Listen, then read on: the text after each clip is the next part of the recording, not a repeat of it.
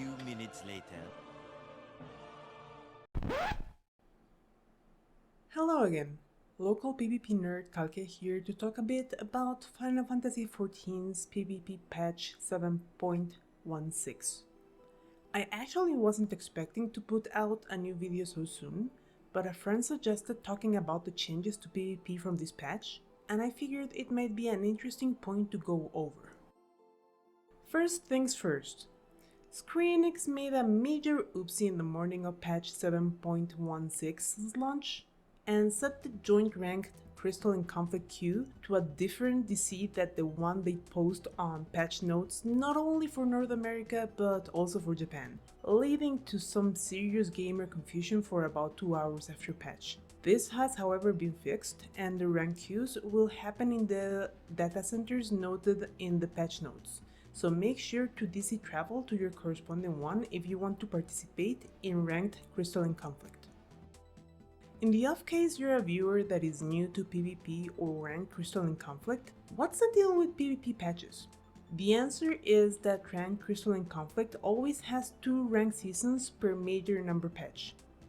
Keep in mind, this is the season I'm talking about, not the series. The series is your battle pass that you can fill by playing any mode. This one tends to last the entire patch. An easy way to remember is that frequently we have 2 seasons per 1 series. These patches tend to bring only minor PvP changes, such as buffing or nerfing damage values to jobs that may be under or overperforming. But this patch did something unexpected and worth discussing, so let's go over the notes real quick. As you can see, the first portion of the patch notes only describes potency adjustments. On the side of buffs, Dark Knights and Vipers LBs had their potency increased. Machinist's new signature skill Full Metal Field received a potency buff as well, and has had its recast time shortened for the second time since it was added.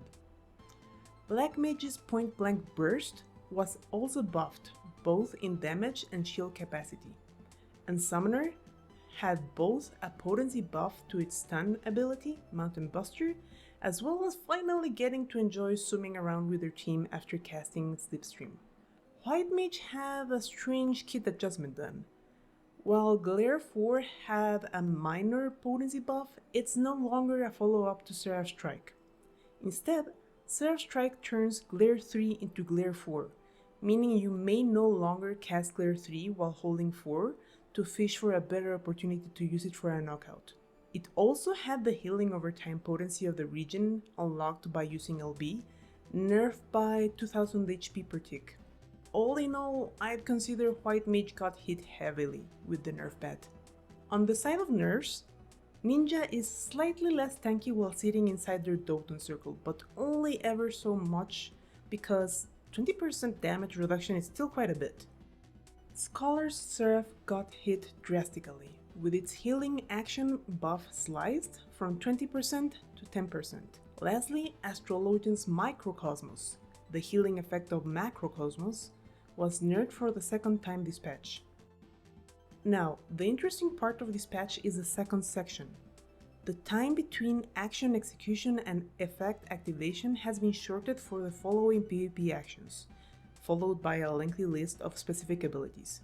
Interestingly, almost all of these actions were actions that players had a singular complaint about since the changes to hit registration in 7.1.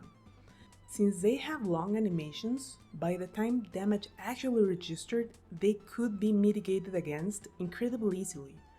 Or, in some worst case scenarios, the target could be knocked out already and the cooldown would still be lost, showing as missed on your screen. After a bit of testing on my part, these changes bring a bit of the speedy, bursty nature of pre-Dawntrail Crystal and Conflict back to the mode.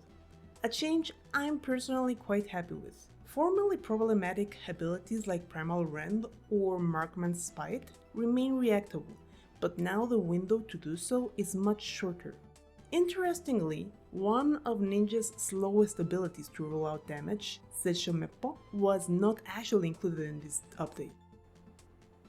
In my opinion, it is a bit too early to determine whether this is truly a meta-shifting change, but it will return some of the fast-paced combat to the battlefield that was lost with the original changes to hit registration.